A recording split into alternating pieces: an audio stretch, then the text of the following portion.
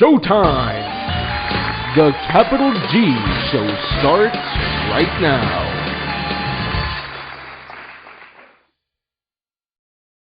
What's up YouTube, Capital G here. So guys, today I want to talk about YCS New Jersey and why I believe it just really wasn't that important of an event.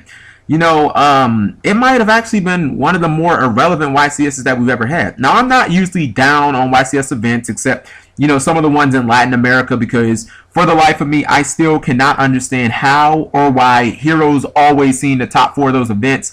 You know, and I have my whole montage of videos that I do correlating with each YCS, you know, where Capital G was wrong, top 5 decks of the format, you know, my bold predictions, all that good stuff. But this event was like really poorly timed. Let's start off with the obvious elephant in the room. That was Lord of the Tachyon Galaxy was not legal for this event. Now that drastically changed the entire landscape of this event, because I think that most, you know, intelligent competitive duelists out there would agree that, you know, post Lord of the Tachyon Galaxy, we're essentially getting 2 more contenders that are going to compete for tier 1 status, you know, on the competitive circuit. That being obviously Prophecy and then the brand new Elemental Dragons. Those decks weren't playable at this event. I mean, you could play Prophecy, but I mean, without Prophecy or without Spellbook of Judgment, I mean, you were really basically just shooting yourself in the foot before you even started a match. So, you know, when you take away 2 tier 1 decks, I mean, that's definitely going to hurt. You know, you also had the Infernity deck, which, I mean, I, for the life of me, can't remember a single deck going from like tier 3 status to like basically tier 1.5 just with 1 card. I mean, Laval Chain did so much for that deck, and Infernity's had a really good showing. Unfortunately, from what I can see, the highest place person or the highest place duelist, you know, he soft cheated in at least one of his feature matches. I mean, you can read the match, you can watch the video. Asian Ice White Dragon just posted, which I'll have a link, where basically he activated Infernity Launcher and he placed his 2 monsters on the field, that being a Necromancer and an Archfiend, and then his opponent had a back row and he was basically allowed to retroactively chain Infernity Break, thus having that resolve so his opponent would not be able to use that back row to potentially stop the 2 monsters being summoned. You know, whether that be like a Torrential or something. It was an enemy controller, but it didn't really matter. The point was it altered the match so much, and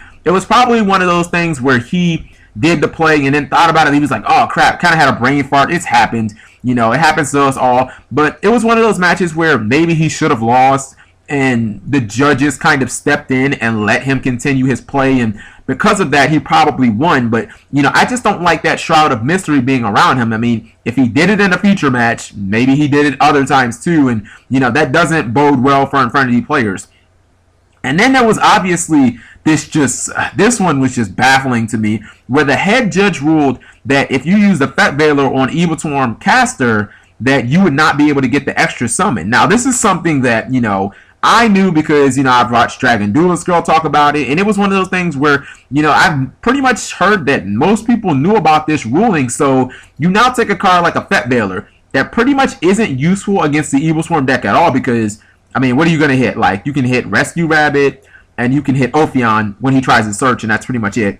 You know, or Phoenix Chain, which, again, is not really that particularly great against the deck, because Heliotrope is a normal, and, I mean, the deck runs 3 copies of Pandemic Virus, and Ophion searches those, so it's just not that great. Rescue Rabbit dodges it. So you had this deck, which was kind of like crippled, because these cards that should be mediocre against the deck are now like godlike against it.